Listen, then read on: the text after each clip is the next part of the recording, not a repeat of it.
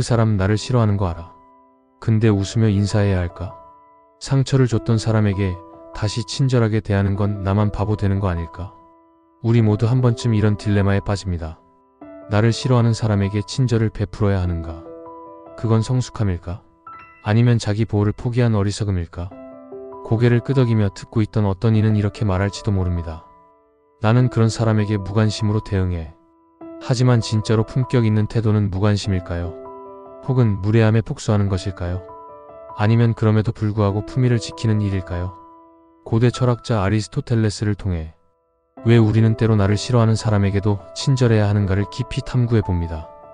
그리고 그 태도가 어떻게 당신의 품격을 완성하는 마지막 조각이 될 수 있는지 이야기해 보려 합니다. 고대 그리스 철학자 아리스토텔레스는 인간을 사회적 동물이라 정의했습니다. 우리는 고립된 존재가 아니라 관계 속에서 성장하고 실현되는 존재죠. 그가 강조한 것은 바로 단순히 도덕적인 행동이 아니라 인간이 자신의 본성을 완성해가는 탁월한 삶의 방식입니다. 그 중에서도 가장 중요한 덕은 바로 관계 속에서의 품격, 즉 타인과의 관계에서 드러나는 태도입니다. 아리스토텔레스는 우리는 반복적인 행위를 통해 습관을 만들고 습관을 통해 인격이 완성된다 고 말했습니다. 즉 상대방이 어떤 사람이든 내가 어떤 태도를 택하느냐가 나의 품격을 결정짓는 기준이라는 것입니다. 또한 그는 황금률의 덕을 강조했죠. 과도한 분노도 무조건적인 순응도 아닌 상황에 맞는 적절한 중용을 지키는 것.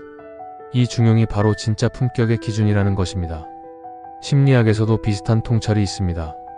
감정적 독립성이라는 개념이죠.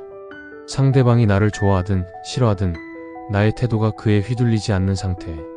그때 우리는 비로소 내면의 주도권을 되찾습니다.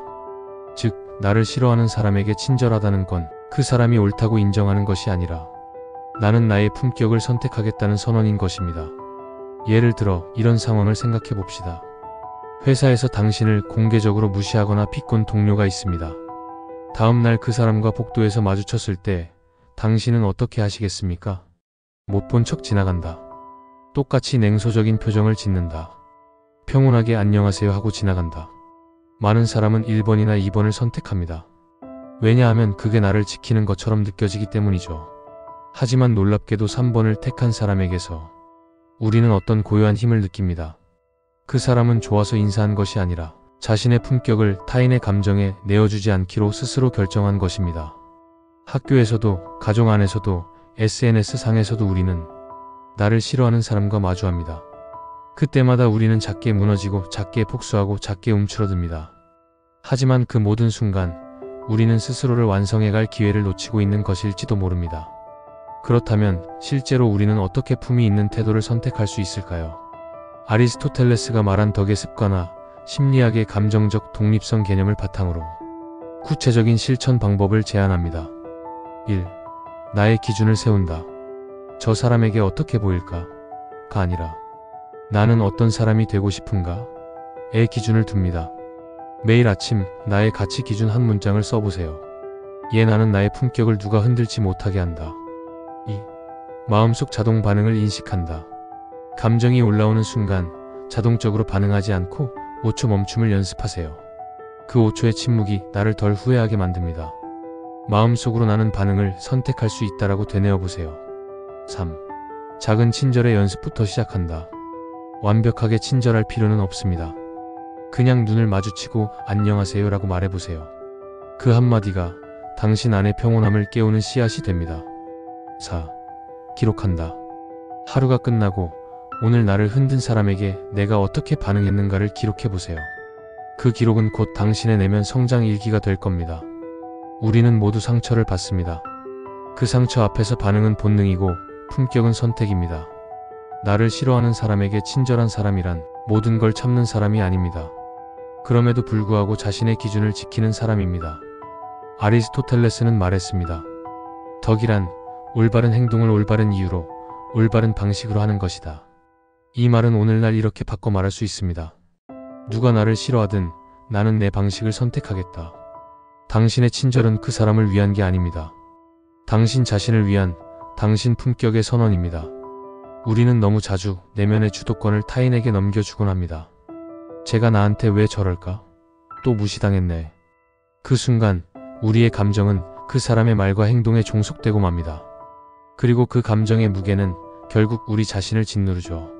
하지만 아리스토텔레스가 말한 진짜 자유로운 인간, 덕 있는 인간은 그 감정에 휘둘리지 않습니다. 그는 단순히 착한 사람이 아닙니다. 그는 외부의 시선, 감정, 태도에 휘둘리지 않고 자기 기준 안에서 평온하게 움직이는 사람입니다. 그런 사람은 속으로 이렇게 말할 수 있습니다. 나는 당신이 어떤 사람이든 내가 어떤 사람일지는 내가 결정한다.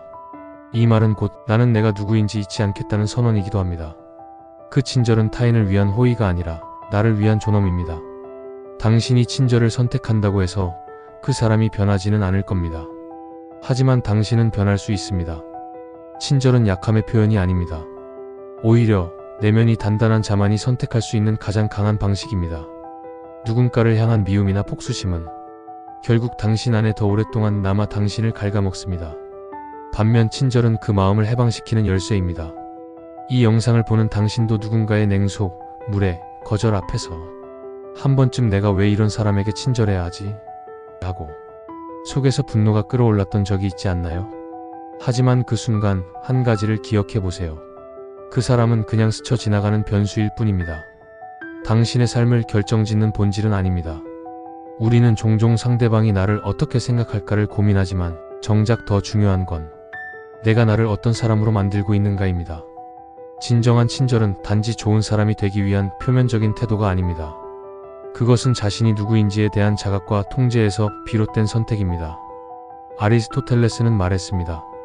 덕은 습관에서 비롯되며 올바른 행위를 반복함으로써 인간은 덕이 있는 존재가 된다. 이 말은 결국 친절 역시 훈련될 수 있다는 뜻입니다. 친절은 감정에 끌려가는 것이 아니라 반복적 선택을 통해 길러지는 내면의 힘입니다. 무례한 사람 앞에서 감정적으로 반응하지 않고 품위를 지키는 것. 그건 인간적이지 않다는 말이 아니라 오히려 가장 인간적인 선택입니다. 왜냐하면 우리는 감정을 느끼되 그 감정에 끌려가지 않을 수 있는 존재이기 때문이죠. 물론 쉽지 않습니다. 가슴속에서 치밀어 오르는 억울함, 화, 자존심.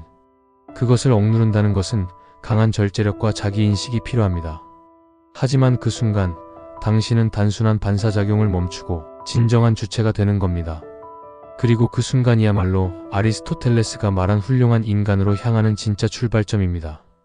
이 시대는 점점 더 자극적인 감정이 각광받는 시대입니다. 누가 더 솔직하게 화를 내고 누가 더 직설적으로 말하는가가 멋진 태도처럼 포장되곤 합니다. 하지만 그 안에 조급함, 방어심, 미성숙함이 숨어 있습니다.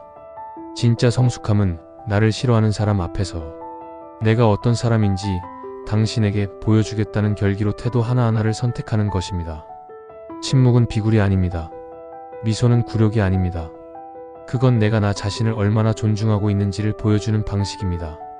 그리고 그 태도는 결국 사람들 사이에서 당신만의 고유한 존엄과 무게감으로 돌아옵니다. 어쩌면 우리 모두는 한 번쯤 나를 싫어하는 사람에게 되갚아주지 못해서, 말하지 못해서 친절을 베푼 걸 후회한 적이 있을 겁니다. 하지만 시간이 지나면 알게 됩니다. 그 친절이 결국 당신을 지켰고 당신의 인생을 더 단단하게 만들었다는 것. 그 사람이 기억하지 못하더라도 당신은 기억합니다. 그 순간에도 흔들리지 않았다는 걸. 그리고 그것은 언젠가 당신의 말 한마디, 행동 하나, 분위기 전체에 말없이 드러나는 품격으로 나타날 것입니다. 우리는 매일 작든 크든 선택의 순간을 마주합니다. 사무실에서 은근히 무시하는 상사, 단체 톡방에서 대놓고 차가운 동료, 혹은 친구처럼 다가왔다가 어느 날부터 나를 따돌리는 사람. 그런 사람 앞에서 우리는 고민합니다. 무시할까? 맞서 싸울까? 아니면 그냥 웃고 넘길까? 이때마다 아리스토텔레스가 말한 덕 있는 인간의 기준은 분명합니다. 상대가 누구든지 나는 나의 기준대로 말하고 행동할 수 있는 사람. 이 말은 단순히 착하게 굴자는 말이 아닙니다. 내가 내 감정을 무시하거나 누르라는 말도 아닙니다. 그보다 더 깊은 메시지입니다. 내가 지키고 싶은 나의 모습, 나의 원칙이 있다면 그것을 그 누구 앞에서도 꺾지 말라는 것. 예를 들어봅시다. 누군가가 회의에서 내 의견을 계속 깎아내립니다. 그럴 때 유혹은 분명합니다. 나도 똑같이 갚아줘야지. 하지만 그렇게 되면 우리는 결국 상대의 틀 안에서 반응한 존재로 머물게 됩니다. 결국 그 사람을 따라간 거죠. 반대로 그 순간에도 차분하게 내 생각은 이렇습니다 라고 말하고 상대의 태도에는 휘둘리지 않는다면 당장은 손해갔고 속 터질 수 있지만 그 자리를 떠난 뒤에도 사람들은 그 장면을 기억합니다. 아, 저 사람은 자극에도 휘둘리지 않네. 말을 할 때 중심이 있네. 자기 감정에 책임질 줄 아는 사람이네. 이것이 바로 시간이 흐를수록 무게감을 갖는 태도, 그리고 진정한 친절의 힘입니다. 여기서 중요한 포인트는 하나 더 있습니다. 상대에게 친절하게 굴자가 아니라 나에게 부끄럽지 않게 굴자는 태도. 누군가 나를 싫어한다는 사실은 불편하고 괴로운 일입니다. 우리는 본능적으로 모두에게 사랑받고 싶은 욕구를 가지고 태어났기 때문입니다. 하지만 아리스토텔레스는 말합니다. 덕 있는 삶이란 쾌락이나 고통의 지배를 받지 않는 삶이다. 즉, 나를 싫어하는 사람에게 친절해야 할까? 라는 질문은 상대에 따라 나의 행동을 바꿔야 할까? 라는 더 깊은 질문으로 연결됩니다. 그리고 그 대답은 분명하죠. 나는 어떤 사람이 되고 싶은가? 그 사람이 나를 어떻게 보든 간에 이 질문에 대한 답이 분명하다면 그 어떤 관계에서도, 그 어떤 감정의 순간에서도 우리는 자기답게 존재할 수 있습니다. 그리고 그런 사람이야말로 타인의 비난 앞에서 무너지지 않고 어느 자리에서도 신뢰를 주는 사람입니다.